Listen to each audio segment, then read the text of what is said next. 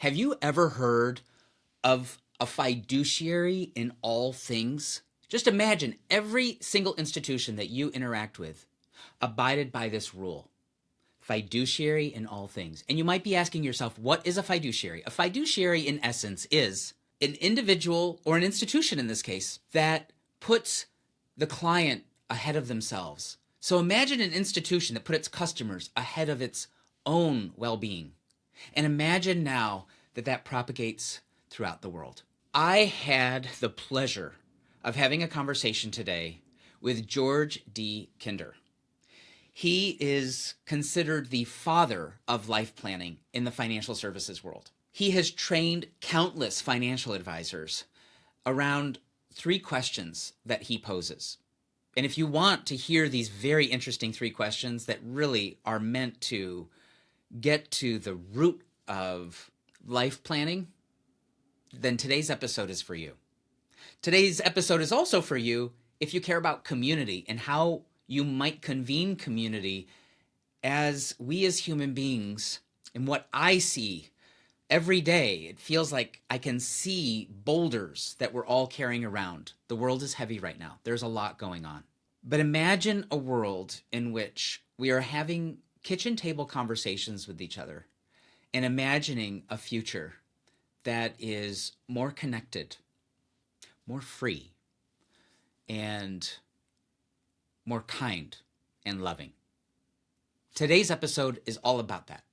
And we also talk with George about his latest book, The 3 Domains of Freedom. And those 3 domains are the freedom of moments, the freedom of life, and the freedom of civilization. George is a wonderful, beautiful thinker who I am incredibly grateful to have met, and I think you'll enjoy this episode. Thank you so much for coming on the show. Oh, my pleasure.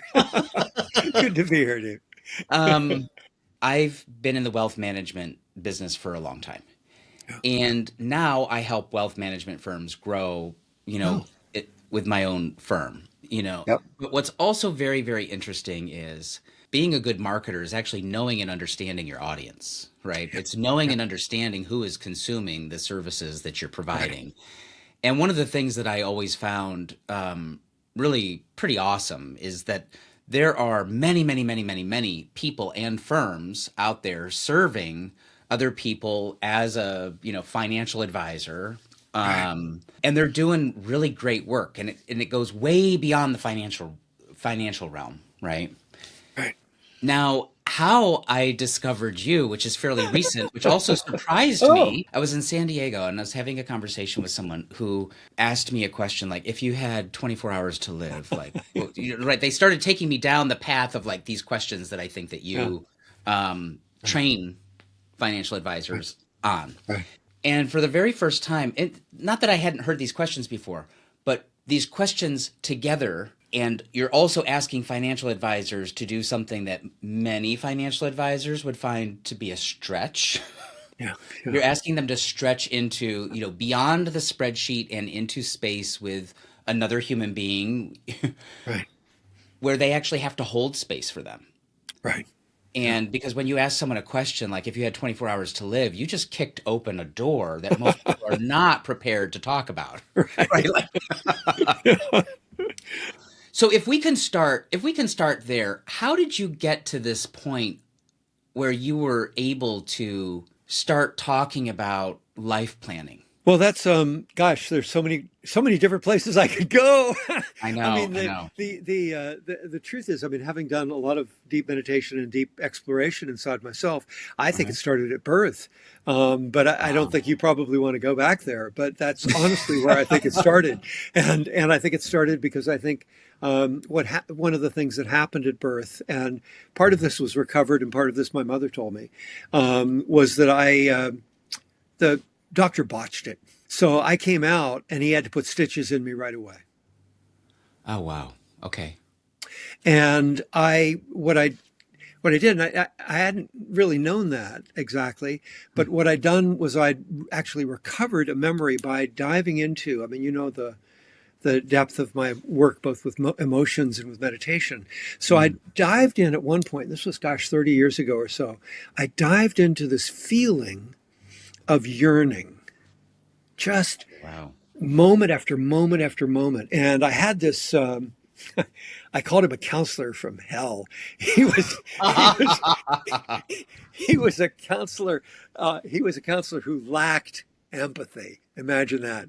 Oh So, boy. Oh boy. yeah, yeah, yeah. So there I am. I'm feeling terrible. And he said, "Shut up, Kinder. Just feel it." And I went into feeling, just feeling deeper and deeper. And of course, using the meditative work that I'd done. And I was at that point integrating meditation with emotional structures and emotional feelings. I had a yearning for freedom that I got taught early on, Wow. that I think I never lost, and I've been passionate about it all my life. Now, psychologists can go and say, well, that's the beginning, but I don't know. It's like you go through life and you have these amazing flourishing experiences. That's really what life is meant to be about. And you recognize, oh yeah, that's it, and you have them periodically and you have them again and again. And over time, as I went through an education, I found myself more and more kind of stuck in the structures that society threw at me. So Mm. I love the education and all that, but there was some way in which I wasn't flourishing. And so when I finished that education, and as you know, I went to Harvard, I went to great Yeah. schools and did really well. Yeah. And I came to the end of it and I thought, boy, I'm going to figure this out because I just don't feel that I love what I did, but I don't feel that I'm flourishing the way I think life is meant to be. And that was, again, I was tapping into a dream of freedom. And I got a master's in taxation. Actually, I'm not sure I finished the master's. I might have dropped out. It's I, so funny. It's so funny. Here you're moving from one realm and then you start talking about taxation. It's like, whoa. well, what I realized was that money had something to do with it. Money, here I am. I don't have an inheritance. I got a good education. That's all my parents could afford to give me, and thank goodness they gave me that. That's wonderful. But I get out, and what do I do with it? I didn't want to go to work. I wanted to be free. Wow. What do you do? Yep. And so I realized that the way to get free, I knew that it had something to do with money. I knew what freedom was. I could feel it inside of me. I didn't know, I couldn't paint the picture of it exactly where I was going, but I knew what it was. And I thought, well, money can help give me the freedom to spend the time so that I can really experience that. So that was really important. I started talking with my clients, and I discovered they were as stuck as I was. They were doing things that they'd lived through the 60s, man. I go back and I go way back. And they were having to pay their mortgage, and they were, Sure. driving the kids to work, to school, and all these things. And they weren't happy, and they were working many, many too many hours in their job. And I thought, this ain't right. And as I was working out how money was related to my own personal freedom, Hmm. and it's not the ultimate driver. The ultimate driver is, figuring out the picture, because Right. money, you just apply those skills. That's what Right. money's just skills. But to know that picture, to know the passion for it, and then apply those money skills. And I realized shortly, I began to realize I'm onto something. I've got something. And then I realized, boy, I can give this to my clients. And that was great. That was such a thrill, because suddenly I could see them flourishing. And I realized, people need this everywhere. I agree with you 200% on that statement. Yeah. People need this everywhere. Yeah. What I've also heard Yeah. from wealth managers, financial advisors, and this comes from me as a marketer, knowing and understanding the human condition is like, that is my job. Right. Right. and and one of the things that I actually love doing is observing human behavior, which I think Yeah. is just Yeah. it's a beautiful thing. I mean, it's ugly sometimes, but it is a beautiful thing. It's Absolutely. in totality, it's a beautiful thing. And then I also have learned and witnessed, how human beings make decisions emotionally, especially when it comes to money. And Right. the value of advice is actually, teaching people, perhaps how not to respond emotionally. Or like me, for example, like I'm not somebody who wants to follow markets. I mean, I want to read the news and I want to remain current, but I Right. don't want to actually draw a direct line to what's happening in the markets today with my Right. life. Like I'm Right. not interested in that connection. Yeah. And that's where value of advice comes in to my life, where it's like, oh no, I've delegated that function. Right. We're good. Like Right. I feel really good about how that's, no matter what's happening in the markets, I feel good. Me But too, I've by the heard, way. Me too. Right oh on. yeah, okay, Me great. too. Yeah, right on. But what I've heard some financial advisors over the course of my career say is, and I don't know if this is a narrative about themselves or really about their clients. They've said, like, oh, Right. our clients really hire us to do this one thing. Sometimes I would hear them say, like, oh, actually, they've hired us to do their financial planning. Or, some of them would even say, like, they've hired us to manage their investments. They've Right. hired us to do blah, blah, blah. But when we start asking them, oh gosh, that's kind of a little too soft, David. Some of those areas that where we start asking them, some of these Yeah. questions, almost existential questions, like, okay, Right. it kind of makes them uncomfortable. What do Right. you think? Do you think it's really the client, or is it more of a narrative on the financial advisor? Maybe they're not comfortable in their own skin enough to be able to hold the space and have the conversations. I think it's mostly on the advisor, but I'd even go further. It's on the media and it's on the billionaire control of the media. So the clients that we have grown up being educated by the Wall Street Journal or by whatever media they have, where they're Sure. learning about money in those terms. And so when they come to see an advisor, first of all, I mean, in addition to learning all the terms and what they should be, so-called should be asking the advisor, in addition to that, they've heard horror stories. Mm. Doesn't happen very often, but it's there, and people wildly and badly abusing their clients. So they come in with those two stories. They don't come in with who they really are. And then the advisor goes, "Oh, I guess those stories are right, and this is what I've been trained in and everything like that." But gosh, I mean, think of it for yourself. I'm thinking of it for each of us. What do we care about most? Do you, Right. on your deathbed, do you care about what your portfolio did, or do you care about that you had extraordinary experiences of freedom, just flourishing in your life, just amazing experiences, and so there's no question that what money is meant to do is, regardless, forget about advisors for a moment. What is money meant to do? Just tell my 22-year-old daughters as they're, learning this stuff. I go, money's really about max, of course they take it all with a grain of salt because it's dad, but money is, money, money is meant to maximize your freedom over a lifetime. And you girls have different experiences of freedom, different meanings of freedom, but it's meant to maximize your freedom over a lifetime. And there are various ways of doing it. Compounding really helps. Saving and investing really helps. But there are various ways to approach it. But come back to this question that you raised about the advisor. So what's happening? So the advisor and the client are stuck in this story. Mm. Right now, I like to think it's the billionaire story, but it's a story that isn't that makes a lot of people a lot of money, and it isn't really what the our lives are about. And money itself is meant to deliver us into freedom. Its whole purpose is to put it together so that we live the most flourishing life we can possibly live. So if you go to if a client comes in to see you and you're a financial advisor and you're not aware of that, well, shame on you. Shame on Well, yeah, absolutely. you. Yeah, yeah, Yeah, sure. yeah, right. So and then if you are aware of it, well, do something about it. And I mean, Right. get trained about it, learn about it.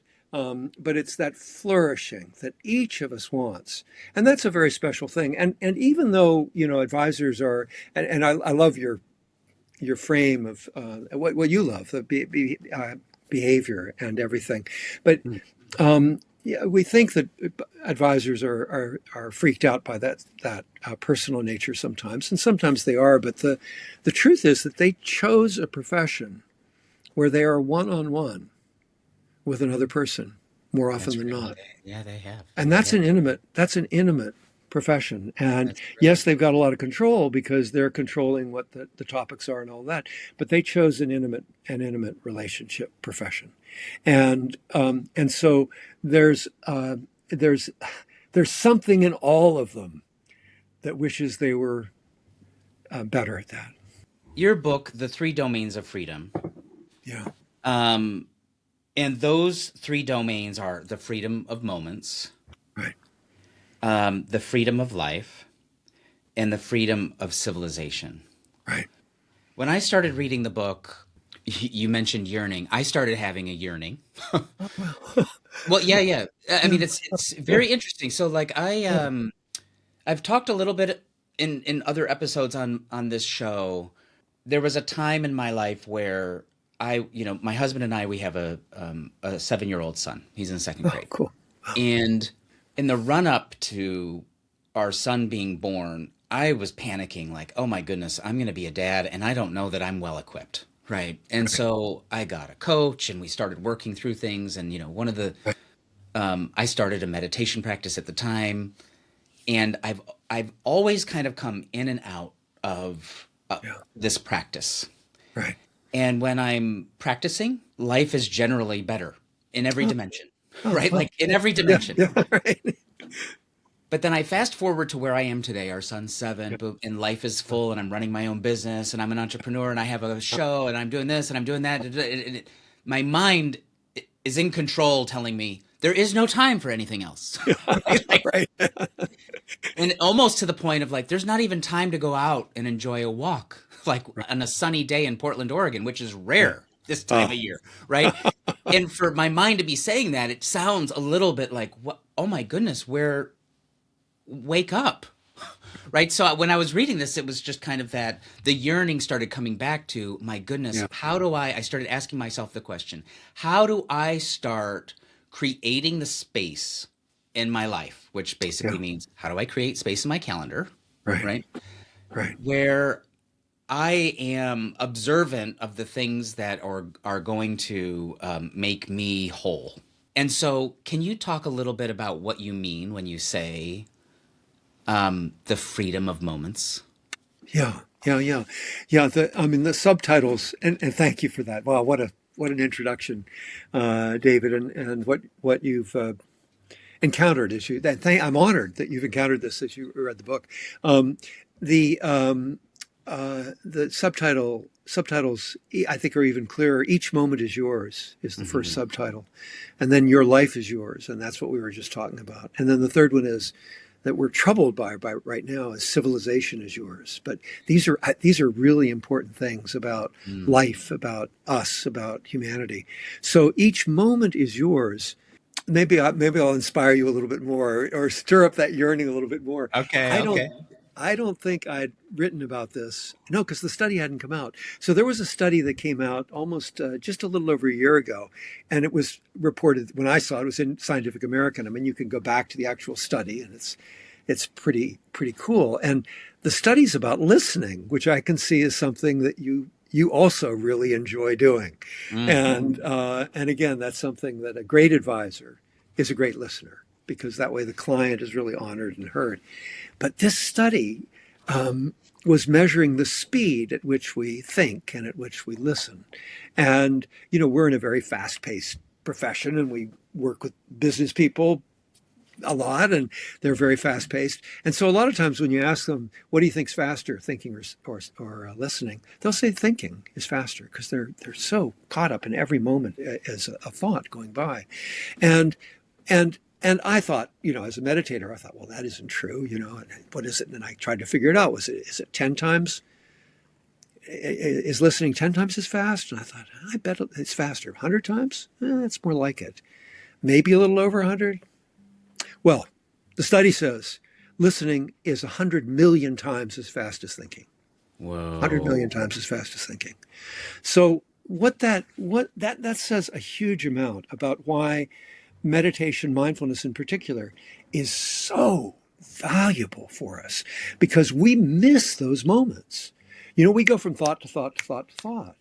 And yet there's this huge amount of first of all, just data and information that's coming at us. This is all our senses. It's listening with all of our senses.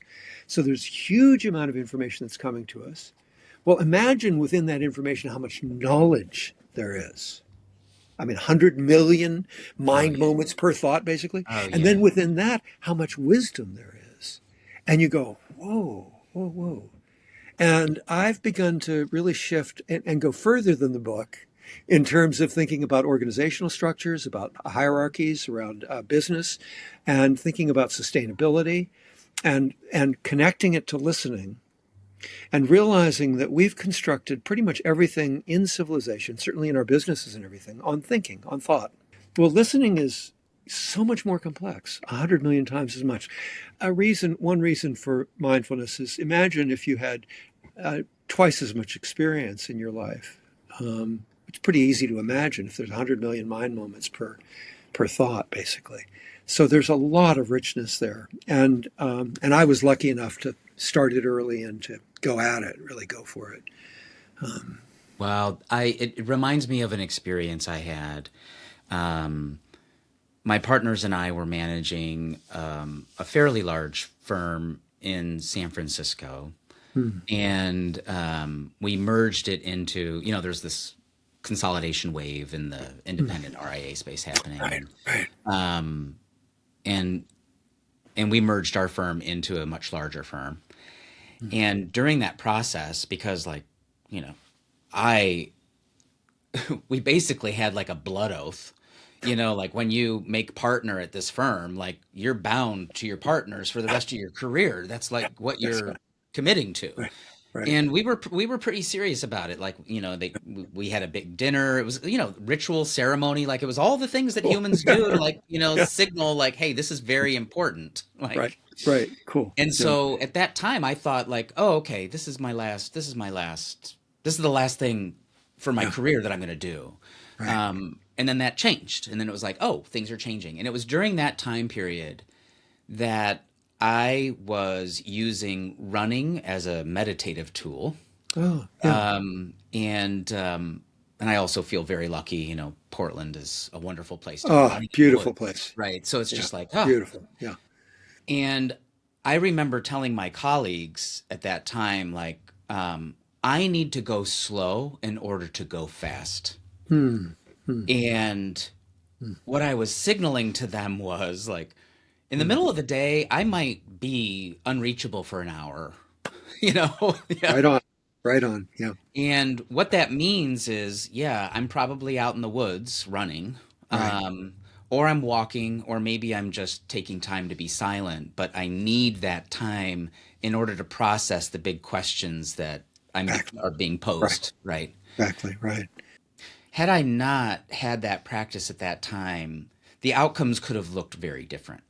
I bet. Yeah. But I will also say some of my colleagues looked at me side-eyed. I'm sure. Yeah. They're like, "What do you mean you're not?" What do you mean you're not on the other side of this thing? Like Yeah. when I send a Yeah. communication like right away, and Yeah. that was actually hard for my mind to get over. It was just like, no, this is okay. Yeah. I bet. Now, what's also interesting is like fast forward to today, and I have more control over my day-to-day schedule in life because I'm an entrepreneur, Yeah. and yet I am not sadly carving out that time today. Hmm. Hmm. Um, Hmm. so maybe this conversation is Hmm. personally aspirational. Hmm. you know? Yeah. Yeah. Um, Well, well, thank you for sharing that. And I think the truth is, I mean, one of the things about life planning, the work that I pioneered and those questions that you brought up, one of the things that you discover when you do life planning over the years for many, many people mhm. is that there's virtually nobody that has got it all together. That's good. Yeah, right. It is good. It's, I mean, it immediately it's relieves tension, right? It's like, yeah, oh, yeah, okay, right. We're yeah, not perfect. Oops. right. Yeah.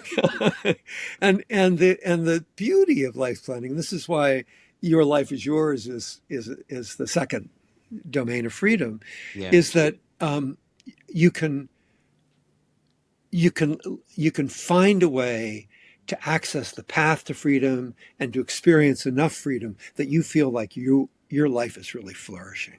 So there's always little things that we can do. I go back and revisit the three questions, Yeah. well, sometimes three times a year, and it could Wow. be when when a crisis hits. I mean, gosh, we got. What are those three questions? Yeah, the first one is just money. It's if you suddenly discovered that you had all the money that you need for the rest of your life. Yeah. You may not be as rich as Elon Musk or one of the others, but you got all you need. Um, what would you do with your life? So that's the first one. Just it's like Disneyland. It's like winning the lottery. Yeah. What would you do? And it's worth playing with. Bucket list type stuff and lots of stuff. Second question, we go deeper, and like you were saying earlier, you can't ask these deep questions right off the bat with a client, or they're thinking, is this guy going to take me? It's supposed to be about portfolio construction. Right. So you have to loosen them up and explain that it's about goals. And so first, that's an easy one. If you had all the money you needed, what would you do? Second one, you go to the doctor, and the doctor shares with you that you only have 5 to 10 years left to live. Just suddenly out of the blue, she's been doing some tests, and this is what was revealed, and nothing you can do about it. The good news is you're going to feel perfectly healthy. You're going to be able to do your running in the woods Okay. as long as you live. But at some point between the 5th year and the 10th year, you're just going to keel over. So the question is, now it feels much more serious, right? The question Right. is, what would you do? How would you change your life? What would be different? And I used to be in the old days. I gave a lot of workshops, and they would say, "Hey, do I still have all the money I need?" And I go, "No, no, no. Let's make this really poignant."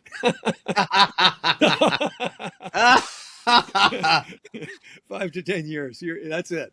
And so you get serious, and you can see it's probably more about relationship, but there may be legacy things of other sorts. And then the third one goes deeper still. It's the deepest one. And this time you go to the doctor, and she's been running some tests, but you're feeling perfectly healthy. And you go in, and she said, "I'm misdiagnosed.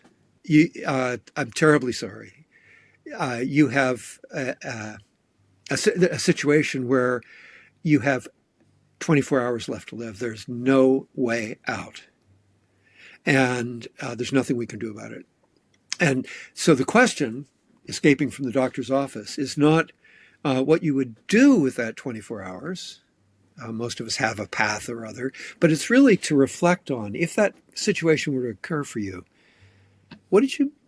thinking about what you had anticipated doing going forward in your life, what did you miss?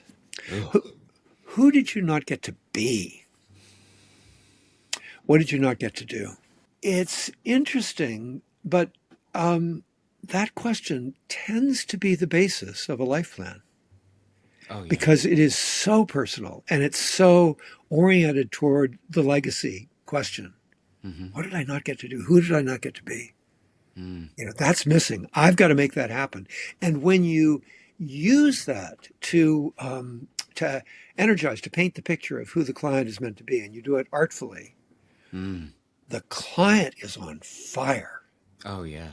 Right? They're so excited. They are. I mean, Yeah. yeah. There's a study that I love to quote from Bain and Company that inspired workers are 125% more productive. Totally. Totally. Totally. You're essentially tapping into the purest form of life force there is. I mean, I could feel it when you were saying it, and I was Yeah, contemplating the question myself. It taps into a reservoir of something that you don't get to pull in to your life every day. that's right. That's right. So Wow. that's really what that's all about. That second domain of freedom, and and and what I built my career on. But I did it for myself. It's like Yeah. you Yeah. got to keep going. You want it always to flourish. I mean, there was a time where I didn't even know what the city of London was, and out of the blue, in my third question, came the city of London. I go, where on earth did that come from? And within a few weeks, I was here. And that year, I established a habit of making sure I was here at least 2 months out of every year. So I just, whenever a passion came up, boy, I went for it. I made sure it happened. My husband was born and raised in China. Oh, And it was kind of a product oh, of that system, very yeah, bright, yeah, ranked at the top of his class, then went to the next best, middle mm, school, then the best yeah. high school, and then like, okay, Well, his undergrad, and then he was on a Queen's scholarship to Cambridge. So, yeah, yeah, yeah, cool. Yeah. and then he made his way to the United States, and then we met when I was running a marathon in San Francisco. Well, fast forward, um, we as a family have been spending a lot of time. I think we've been to Japan like 8 times in the last 2 years. My daughter's in Japan right now. She is in her semester abroad, and she's Wow. learning Japanese, and she's absolutely loving it. I mean, I had to throw that in because that's an unusual thing for Very people cool. passionate about Japan. Yeah, Oh, that's very cool. So and we we're just, about to go there. Kathy and I are about to go there. Yeah, I'm literally living like what you're describing. that's it. Yeah, I'm living it. I've got a long way to go. I'm saying that without judging myself because I don't want to. I'm not saying it with like, oh, I have to go do this thing. But at the same time, um, I love swimming in this realm mm, because when you ask yourself, like, I asked myself those questions as you were saying them. yeah, And for me, it's like, oh gosh, the only thing I give a shit about legacy is like, is my son going to be okay when his dads are not here? Right? That's all yeah. I care about. Like, Right, right. Yeah, yeah. Yeah, I was imagining that as I said that. I thought, I bet David's going to go right to a 7-year-old.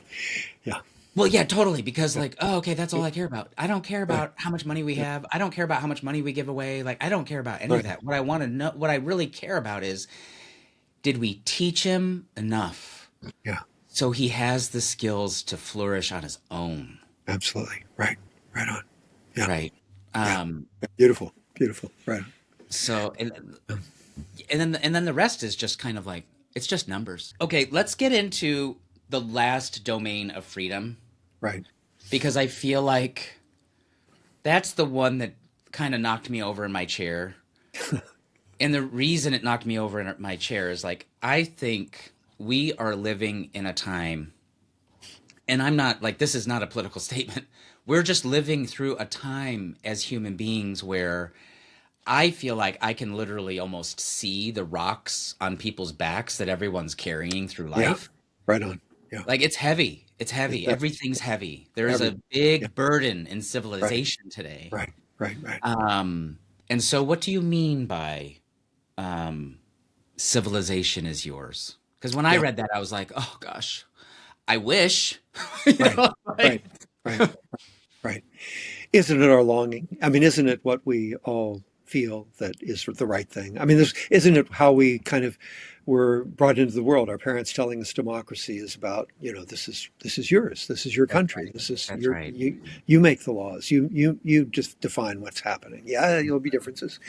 So what I realized when I wrote it, I'd written a prior book called A Golden Civilization and the Map of Mm. Mindfulness. I'd done a world tour where I was really interested in what people all over the world felt. My hunch was that we all feel the same thing, and that's what I found.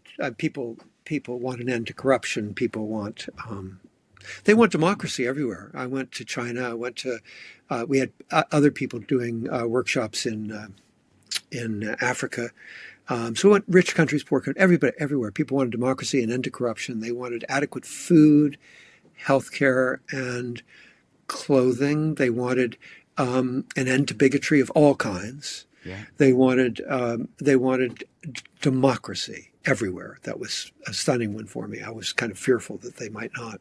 They wanted democracy everywhere. There were much less inequality everywhere. Kindness, Yeah. creativity, flourishing. a Yes. great, a humor. I mean, all the Yeah. Yeah. stuff, you'd That's right. expect. It's That's right. everybody wanted it. And it's like, I come back and I go, why on earth are we not delivering it? And this is why I came earlier in the show and I said billionaires. I think that, right now, I mean, you and I are in a profession, have been in a profession where fiduciary meant something, means something. It means that we put the client's interests ahead of our own. Now we do it in different ways, but that's fundamentally what it means. And I created something that is called fiduciary in all things that goes beyond what B corporations, which is kind of like ESG, but it's Sure. formal corporation, right?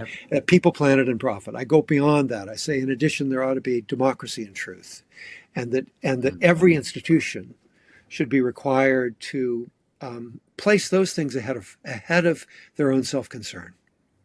So the reason all this is coming about is, but then you look at the inequality, and you've got 3 billionaires owning as much as 180 million people. I can't quite put that in this room, but 3 billionaires own as much as 180 million in America.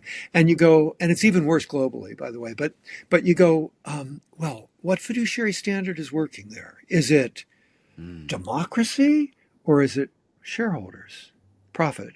And Mm. clearly, the fiduciary standard that is operative is not democracy. So, so then I went and I thought about all the negative externalities. That's what economists call, global warming, kind of a misinformation, autocracy Mm. beginning to percolate, AI. Mm. You wonder which direction it's going to go. And I thought they're happening faster than we can cope. And and and you go back. I went back. I minored in economics at Harvard, and I put on my economics hat, and I thought 250 years ago there was this incredible explosion. And look at this. David and I are talking like fast friends. I'm really eager to talk to him about things like Japan and this kind of stuff, and all this stuff's going on. And we're in totally different parts of the world.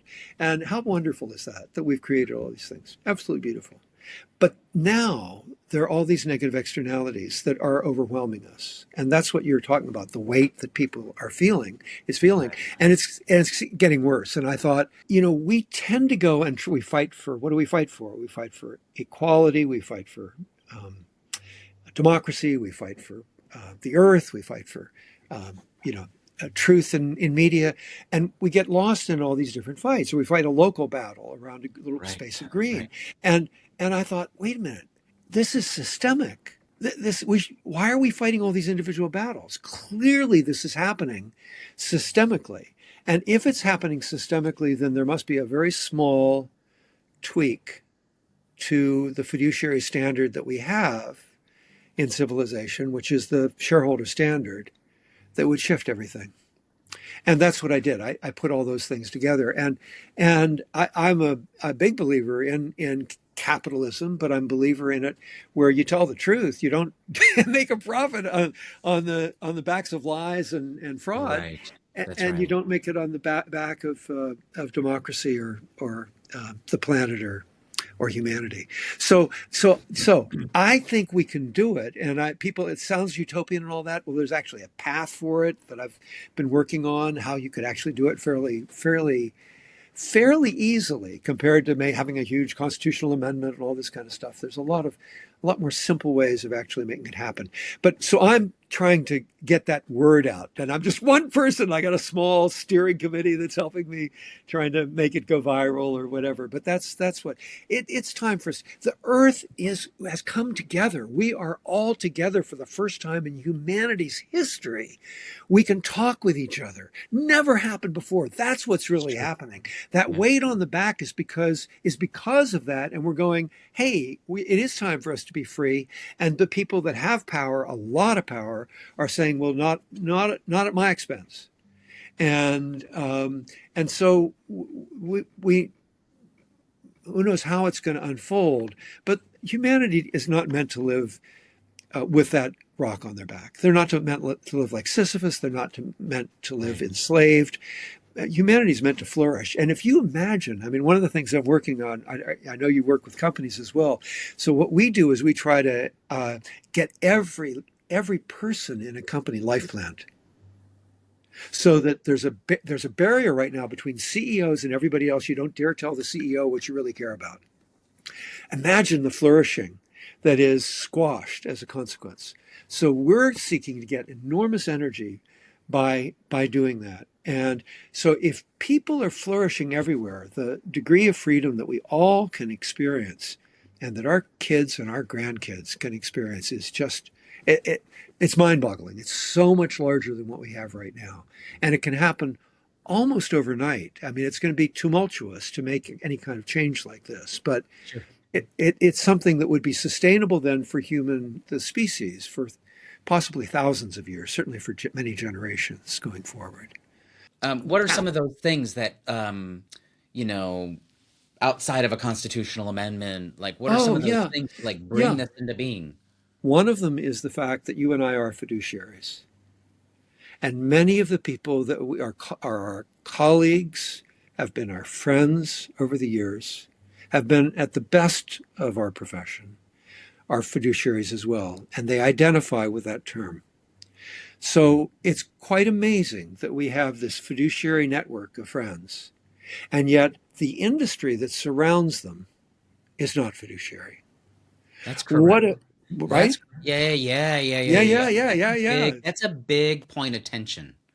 So what if we all woke up and said, hey, let's stop battling the insurance salespeople or whatever we're battling, or the pension salespeople, and let's all go at the industry itself and say, hey, we're fiduciary. It's better for our clients. It's better for society. It's better for us. It would be better for you. Let's gather together and imagine if banks were fiat, if banks were fiduciary in all things, or insurance companies, you'd have no insurance going to a company that wasn't fiat, Right. no money being lent. So that's a really interesting angle. And then there's one final one that I just have to fall back on, and that is, in the meantime, as we're working on that, grassroots. So we've got some logos on our website. We've got a pledge that you can sign and put some articulation into. And we've got different ways of holding conversations with your neighbors and friends, called kitchen table conversations. And the essence of it is, why on earth would we ever, humanity ever, put institutions out there that were not humane and trustworthy in everything they did? Why would we ever allow that to happen? So it's time, with all the power that we have as individuals, all the intelligence that we have, the energy and the resources, to say, no, that isn't right. It's time to make our institutions trustworthy and humane. You're talking about kitchen table conversations, and this is something near and dear to my heart. I started hosting dinners in San Francisco, and they were Hmm. called "What Matters Most" Oh, dinners. wonderful, wonderful. Yeah. Jeffersonian style Yes. conversations, one Yep. conversation with a whole table, so people aren't like, oh yeah, just talking to the person next to them. Yeah. That's never fun. I mean, it's fun, but you don't really get the perspective of everyone at the table. Right. And when I started convening those, we would also have them, themed out, and what I'm thinking of, what could be super interesting is, even on your 3 questions, Yeah.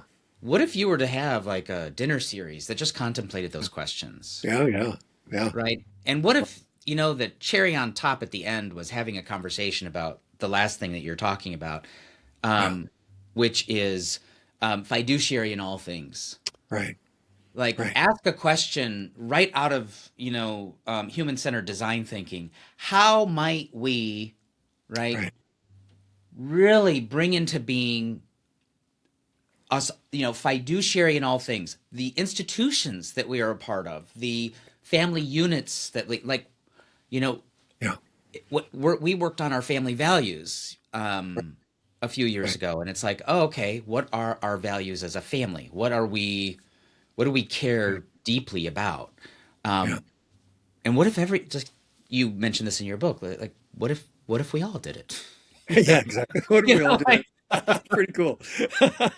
I love it. Well, let me reflect but for a moment about the question about dinner table conversations, kitchen table conversations, and take you back to the third question for a moment, because one of the things that I'm doing in speeches now is I'm going through life planning to the third question, and I'm going, okay, now I promise you we're going to talk about civilization. So let's think about that third question in regard to civilization for a minute. imagine that you have some special knowledge, whether it's from AI or, you know, some billionaire that you know or something. But it's,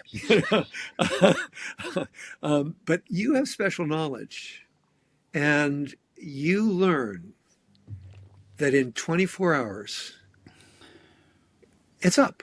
Humanity's gone. Mm. We're done. We're cooked. And you have 24 hours. What did we miss as humanity? What did we fail? How did we fail? What did we not get to be? Who did we not get to be? What would it have been like if we'd gotten to where we really deserve to be? And then I moved pretty quickly because I didn't want a lot of thought about it. I wanted to get people to go further in feeling. And this is the kitchen table conversation question. So it's a really simple question. It's two parts. Right. So the question is, how would it feel to you? And I did this with my kids and my neighbors in Hawaii. And I said, how would it feel to you if every institution that you encountered throughout your life was trustworthy and humane in everything it did? How would it feel to you? How would your life change? What would shift? And you get all these people, no, it can't happen. I don't believe it. No, just feel it. How would it feel to you if that was true? Just feel it. Get the whole room to really feel it. And then I think you can engage and get responses. That's right. So you're really getting it. It's trustworthy. That's Some right. people are going to be more entrepreneurial, all kinds of things, more creative. And then go, okay, so how do we make this happen? And you can introduce fiat is a good way. There's a crazy guy who's launched this thing, says fiduciary in all things, truth, democracy, planet, and people, and see where it goes. That's the kitchen table conversation.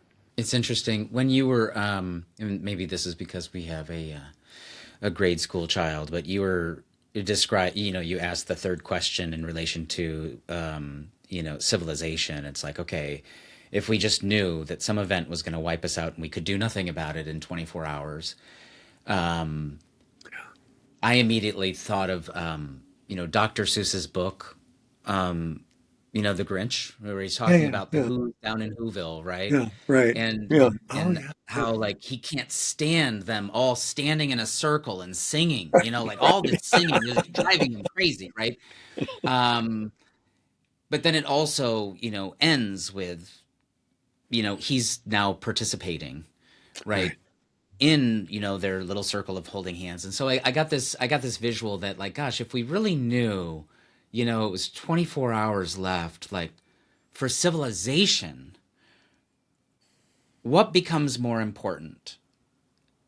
Maybe it becomes, I could see a lot of chaos, but maybe not. Maybe we say, okay, ground all the airplanes.